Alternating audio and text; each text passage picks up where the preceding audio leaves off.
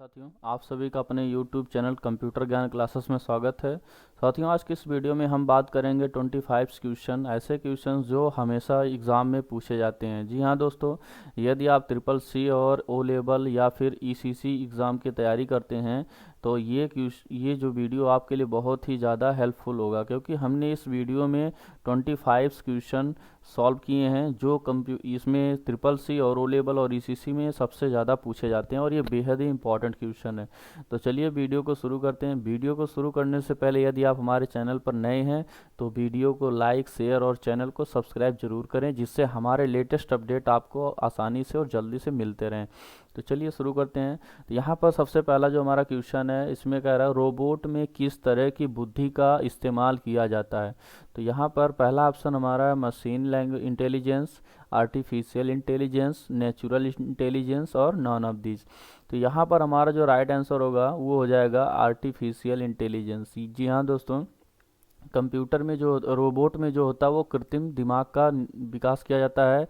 जैसे रोबोट बनाया जाता है तो उसमें हम एक आर्टिफिशियल इंटेलिजेंस डालते हैं, इसको कृत्रिम बुद्धिमत्ता या कृत्रिम मस्तिष्क कहते हैं, जिससे रोबोट जो है इंसानों की तरह सोच सके और समझ सके और फिर काम कर सके। नेक्स्ट क्वेश्चन में चलते हैं। तो इसमें दूसरे क्वेश्चन में लिखा गया है कि ईमेल आईडी किससे मिलकर बनती है। पहला ऑप्शन है यूज़र नेम, दूसरा का है डोमेन नेम, तीसरा है जो है हमारा बोथ ए एंड बी और चौथा है नॉन ऑफ दीज। तो यहाँ पर हमारा राइट आंसर होगा बोथ ए एंड बी, क्योंकि जो ईमेल आईडी होती है ये यूज़र नेम और डोमेन नेम दोनों से मिलकर बनती है। जैसे मान लीजिए मैं यहाँ पर लिखता हूँ रमेश 1972@gmail.com। तो यहाँ पर आप लोग देख रहे होंगे ये रमेश 1972 क्या है, इसको हम बोलते हैं यूज़र नेम। ये हमारा यूज़र नेम है जो यूज़र के द्वारा चुना जाता है, और ये हमारा क्या है, डोमेन नेम है। ये डोमेन नेम है, इसको हम लोग चेंज नहीं कर सकते हैं। और ये हमारा बीच में है @, ये क्या करता है, यूज़र नेम और डोमेन नेम को सेपरेट करता, अलग करता है। तो यहाँ पर अगर पूछा जाता है कि ईमेल एड्रेस में कितने भाग होते हैं, तो ईमेल एड्रेस में हमारे 2 भाग होते हैं। और तो यहाँ पर हमारा राइट आंसर होगा ईमेल आईडी किससे मिलकर बनती है, दोनों से मिलकर बनती है, यूज़र नेम और डोमेन नेम। तो हमारा राइट आंसर हो जाएगा सी वाला। नेक्स्ट क्वेश्चन पर चलते हैं। इंस्टाग्राम पर क्या शेयर किया जा सकता है। इंस्टाग्राम एक सोशल मीडिया ऐप है जिसके द्वारा हम क्या करते हैं, फ़ोटो और वीडियो इन दोनों को शेयर करते हैं। तो यहाँ पर हमारा जो राइट आंसर होगा वो सी वाला हो जाएगा, both A and B. Next question पर चलते हैं। लाइव वीडियो किसके साथ स्ट्रीम कर सकते हैं, मतलब हम लाइव किसके द्वारा आ सकते हैं। तो यहाँ पर पहला ऑप्शन है अमेज़ॉन, फेसबुक, यूट्यूब और बोथ बी एंड सी। तो वैसे देखो, लाइव स्ट्रीम का मतलब ये होता है ना कि ऑनलाइन वीडियो अभी लाइव चले, तो हमारा फेसबुक में भी हो सकता है और यूट्यूब में भी हो सकता है। तो यहाँ पर हमारा बोथ बी एंड सी ये वाला आंसर राइट हो जाता है। नेक्स्ट क्वेश्चन में चलते हैं। फेसबुक आईडी बनाने की न्यूनतम उम्र क्या होती है। जी हाँ दोस्तों, इसमें उम्र पूछा गया है कि फेसबुक आईडी जब बनाते हैं तो उसमें न्यूनतम उम्र कितनी होती है। पहला ऑप्शन 12 वर्ष, दूसरा का 13 वर्ष, तीसरा 18 वर्ष और चौथा 21 वर्ष। इसमें हमारा राइट आंसर हो जाएगा 13 वर्ष। जी हाँ दोस्तों, फेसबुक आईडी बनाने के लिए उम्र कम से कम 13 वर्ष होनी चाहिए। नेक्स्ट क्वेश्चन पर चलते हैं। इंटरनेट एक अकेला बहुत बड़ा नेटवर्क है। इंटरनेट एक अकेला बहुत बड़ा नेटवर्क है। यहाँ पर हम पढ़े थे internet is a network of networks. इसका मतलब ये है कि इंटरनेट बहुत से नेटवर्कों का एक नेटवर्क है, मतलब उसमें बहुत से नेटवर्क आते हैं। जैसे पब्लिक नेटवर्क हो गया, प्राइवेट नेटवर्क हो गया, गवर्नमेंट नेटवर्क हो गया, पर्सनल नेटवर्क हो गया।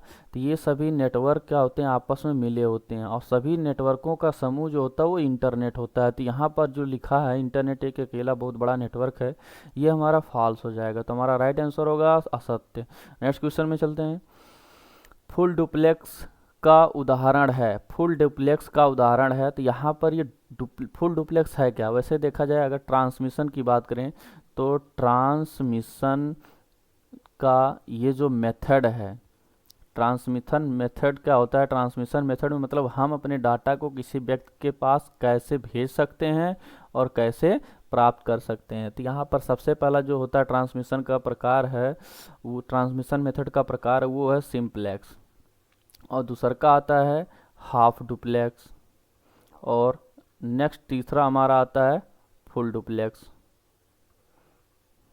तो यहाँ पर सिंपलेक्स में क्या होता है, इस ट्रांसमिशन में हम डाटा को या तो भेज सकते हैं या तो प्राप्त करते हैं। मतलब ये क्या होता है, यूनी डायरेक्शनल होता है। मतलब इसमें डाटा जो है केवल एक ही दिशा में जाएगा, या तो आप प्राप्त करिए या तो आप भेजिए।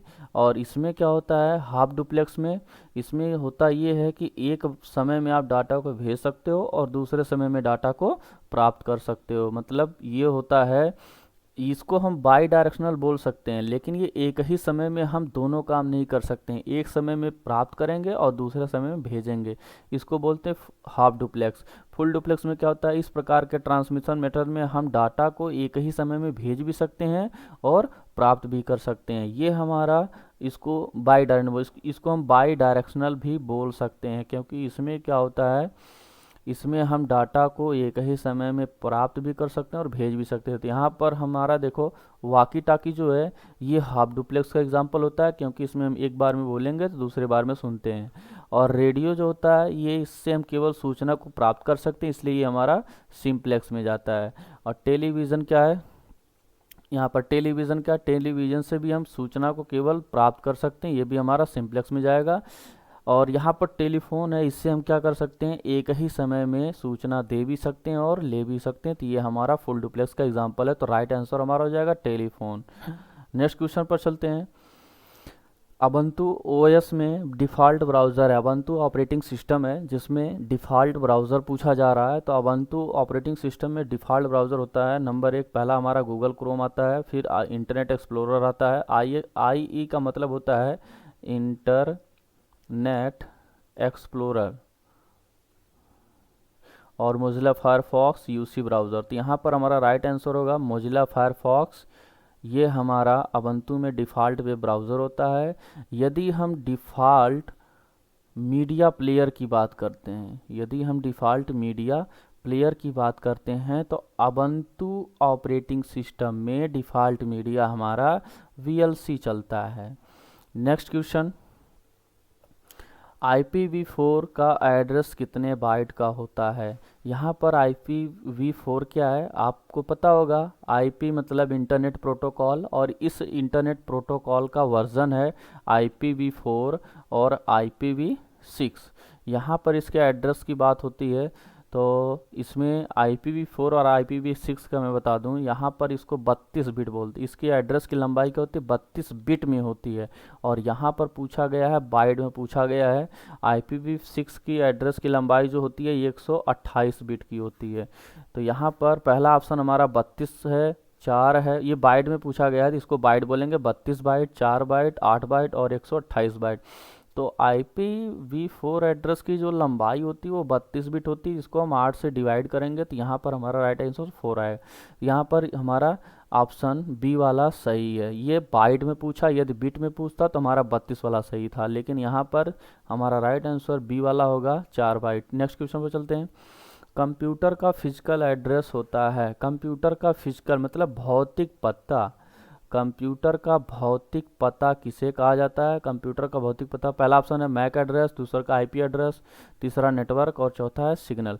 तो यहाँ पर हम लोग मैक एड्रेस को कंप्यूटर का भौतिक पता या फिजिकल एड्रेस भी कहते हैं। और आपको बता दूं मैक एड्रेस का पूरा नाम होता है मीडिया एक्सेस कंट्रोल। और इस एड्रेस की लंबाई जो होती है वो होती है 48 बिट की, और इसमें 6 भाग होते हैं। इसमें कितने भाग होते हैं? 6 भाग होते हैं। ये इस तरीके से लिखा होता है MMAACC, ये होता है। और रही बात IP एड्रेस में, तो IP एड्रेस जो होता है वो हमारा 4 भाग में बटा होता है 3 डॉट्स के माध्यम से, जैसे 192.168.1.200। ये हमारा आईपी एड्रेस का एग्जांपल है। और आईपी एड्रेस में प्रत्येक भाग जो होता है वो 8 बिट का होता है। इस तरीके से ये टोटल 32 बिट का हो जाता है। नेक्स्ट क्वेश्चन पर चलते हैं। 3D printer is a type of printer who convert digital file into physical object। यहाँ पर वो कह रहा है कि 3D प्रिंटर एक प्रिंटर का एक प्रकार है जो किसी भी डिजिटल फाइल को फिजिकल ऑब्जेक्ट मतलब फिजिकल भौतिक वस्तु में बदलता है। तो यहाँ पर ये हमारा राइट आंसर हो जाएगा ट्रू, क्योंकि ये सही है। 3D प्रिंटर क्या करता है, ये किसी भी डिजिटल फाइल जो आपको कंप्यूटर में फाइल पिक्चर दिख रही है, यदि वो 3 डायमेंशनल में बनी है तो उसको जब हम प्रिंट आउट करेंगे 3D प्रिंटर के माध्यम से, वो वहाँ पर वो एक ऑब्जेक्ट बन करके बाहर आता है। ठीक है, तो इसमें हमारा राइट आंसर ट्रू हो जाएगा। नेक्स्ट क्वेश्चन पर चलते हैं। Equal to count 2 3 R F का मान क्या होगा। तो आपको पता होना चाहिए कि काउंट फंक्शन जो है ये एक्सेल में यूज होता है, लेकिन ये केवल न्यूमेरिकल वैल्यू को काउंट करता है। ये केवल न्यूमेरिकल वैल्यू को काउंट करता है। तो यहाँ पर 2 वैल्यू हैं 2 और 3। तो यहाँ पर हमारा राइट आंसर क्या होगा, 2 हो जाएगा। नेक्स्ट क्वेश्चन पर चलते हैं। Equal to some a1 comma b1 comma c1 comma d1 का मान क्या होगा यदि इनके मान क्रमशः 1 2 3 और 4 हैं। तो पहला ऑप्शन हमारा लिखा है 2, दूसरा है 5, तीसरा है 8 और चौथा है 10। तो यहाँ पर देखिए a1 का मान जो है वो 1 है और b1 का मान हमारा जो है वो 2 है और c1 का मान हमारा 3 है और d1 का मान हमारा 4 है। तो सम फार्मूला जो क्या करता है, ये सभी वैल्यू को जोड़ता है। तो यहाँ पर 2 और 1 3, 3 6 1 4 10। तो यहाँ पर राइट आंसर हमारा हो जाएगा ये 10 वाला, डी वाला। ठीक है, नेक्स्ट क्वेश्चन पर चलते हैं। यूआई पाथ क्या है, यूआई पाथ क्या होता है। तो यहाँ पर पहला ऑप्शन है कंप्यूटर वायरस, दूसरा का प्रोग्राम, तीसरा रोबोटिक प्रोसेस ऑटोमेशन सॉफ्टवेयर हो गया और चौथा नॉन ऑफ दिस। तो इसमें हमारा राइट आंसर जो होगा वो सी वाला होगा, क्योंकि यूआई पाथ जो होता है ये रोबोटिक प्रोसेस ऑटोमेशन का एक सॉफ्टवेयर है। नेक्स्ट क्वेश्चन में चलते हैं। ईमेल अटैचमेंट के साथ वायरस भी डाउनलोड होता है। ईमेल अटैचमेंट मतलब आप ईमेल के द्वारा जो भी कुछ अटैच करते हो, यदि उसी अटैचमेंट में वायरस है तो वो अटैचमेंट का होता है उसके साथ डाउनलोड भी हो जाता है। ठीक है, वायरस के साथ अटैचमेंट भी डाउनलोड हो जाता है। तो यहाँ पर हमारा राइट आंसर हो जाएगा ट्रू, क्योंकि यदि ईमेल से भेजा गया फाइल में वायरस है तो वो भी हमारे फाइल के साथ वायरस भी डाउनलोड हो जाता है। नेक्स्ट क्वेश्चन पे चलते हैं।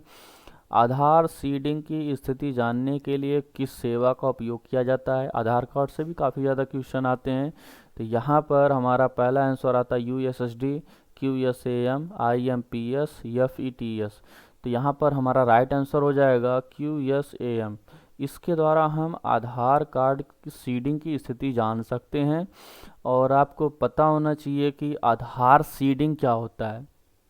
आधार सीडिंग का मतलब होता है अपने आधार कार्ड को बैंक अकाउंट से लिंक करना। यदि आप अपने आधार कार्ड को बैंक अकाउंट से लिंक करते हो तो इसको बोला जाता है आधार सीडिंग बोला जाता है। अब एग्ज़ाम में और भी क्वेश्चन आते हैं, आधार कार्ड है क्या, तो आपको बता देते हैं। आधार कार्ड 12 अंकों का एक फ़ोटो पहचान पत्र है। एक क्या फ़ोटो आईडी है, 12 अंकों का एक फ़ोटो आईडी है जो भारत सरकार तथा UIDAI.gov.in के द्वारा जारी किया गया है। अब यहाँ पर एक और एग्ज़ाम में क्वेश्चन आता है, UIDAI का क्या पूरा नाम होता है। तो यूनिक आइडेंटिफिकेशन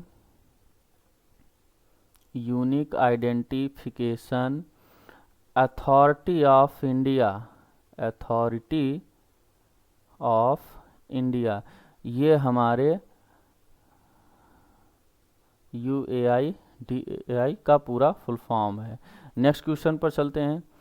व्हाट्सएप ग्रुप में किसी व्यक्ति को चिन्हित करने के लिए किस प्रतीक का प्रयोग करते हैं। तो इसमें पहला ऑप्शन है हैश, दूसरा है प्लस, तीसरा @ चौथा नॉन ऑफ दिस। तो इसमें व्हाट्सएप ग्रुप में यदि किसी भी व्यक्ति को आप मेंशन करना चाहते हो तो उसके लिए हमें @ का सिंबल यूज़ करना पड़ता है। नेक्स्ट क्वेश्चन में चलते हैं।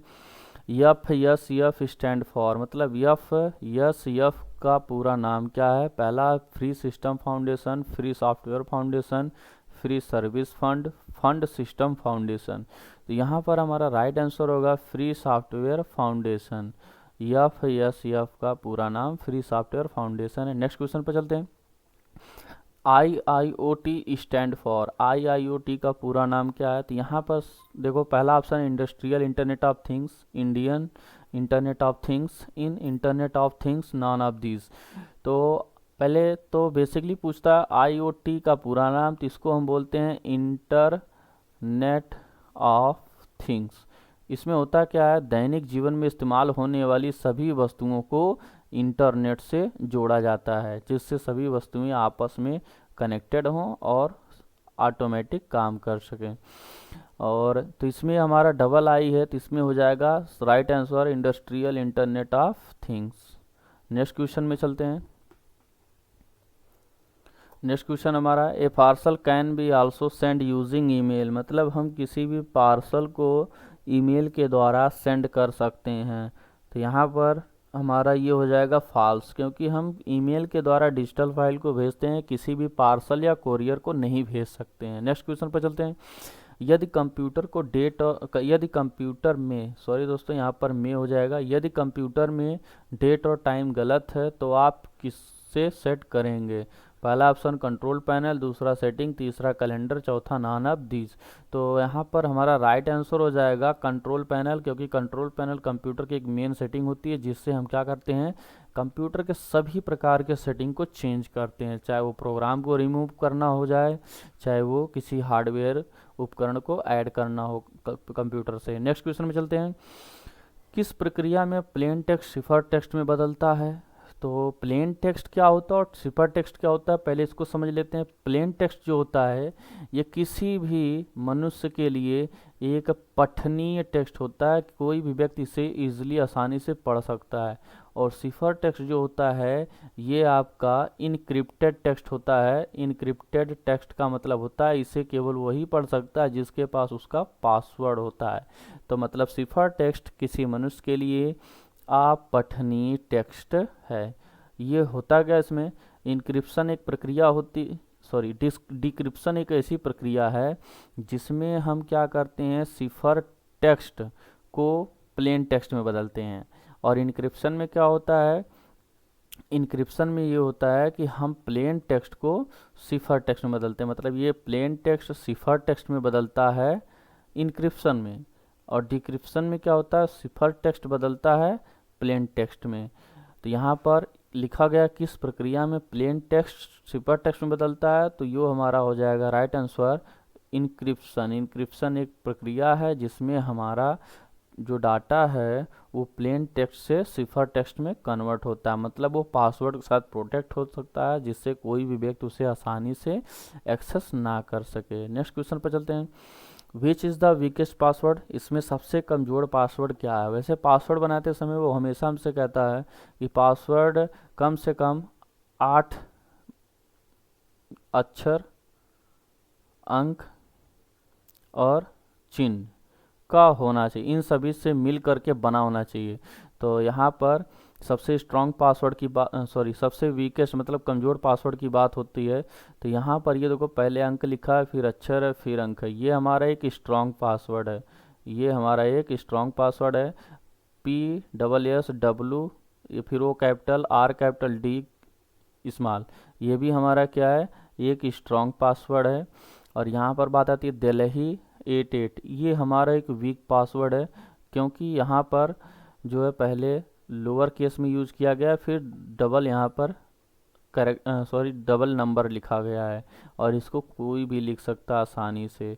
और जबकि नीचे देखें यहाँ पर सिंबल, कैरेक्टर और नंबर, फिर और कैरेक्टर का यूज़ हुआ है, ये भी हमारा क्या है, स्ट्रॉन्ग पासवर्ड है।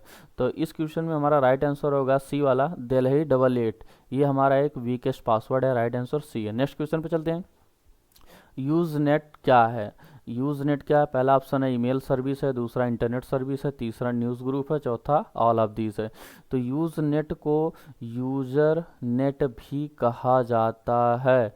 यूज़नेट को यूज़र नेट भी कहा जाता है। और इसमें होता क्या है, बहुत से लोग आपस में इंटरनेट के माध्यम से इंटरकनेक्टेड होते हैं और आपस में क्या करते हैं, वो लोग कम्युनिकेट करते हैं, किसी भी सूचना का प्रचार प्रसार करते हैं या डिस्कस करते हैं। इसको डिस्कशन ग्रुप भी बोला जाता है। तो यहाँ पर हमारा राइट आंसर होगा न्यूज़ ग्रुप। नेक्स्ट क्वेश्चन पर चलते हैं। तो यहाँ पर क्यूआर कोड में कितने नंबर एकत्रित किए जा सकते हैं। क्यूआर कोड, जी हाँ, जो आप देखोगे जो इस तरीके से बॉक्स में कोड बना होता है, इसको हम क्या कहते हैं, क्यूआर कोड कहते हैं। ये आपके आधार कार्ड या फिर ड्राइविंग लाइसेंस या फिर पैन कार्ड में भी बना होता है। चलिए, और फिर ये जो लंबे में होता है, ये सभी प्रोडक्ट में आपको मिलेगा। जैसे आप पेन यूज़ करो या कोई भी प्रोडक्ट ले लो, उसमें ये ऐसे लाइनिंग में बना होता है और नीचे नंबर लिखा होता है। इसको हम बार कोड बोलते हैं। और यहाँ कितने नंबर स्टोर किए जा सकते हैं, इसमें हमारा राइट आंसर होगा 7089। ये इतने नंबर हम क्यूआर कोड में स्टोर कर सकते हैं। और जबकि बार कोड की अगर बात आती है, तो बार कोड में हमारे कुल 30 नंबर स्टोर किए जा सकते हैं। तो ये रहे CCC ओ लेवल और ECC एग्ज़ाम के 25 मोस्ट इम्पॉर्टेंट क्वेश्चन जो बहुत बार एग्ज़ाम में पूछे जा चुके हैं और पूछे जा रहे हैं। तो दोस्तों, वीडियो पसंद आए तो वीडियो को लाइक, शेयर और चैनल को सब्सक्राइब करें। Thanks for watching this video.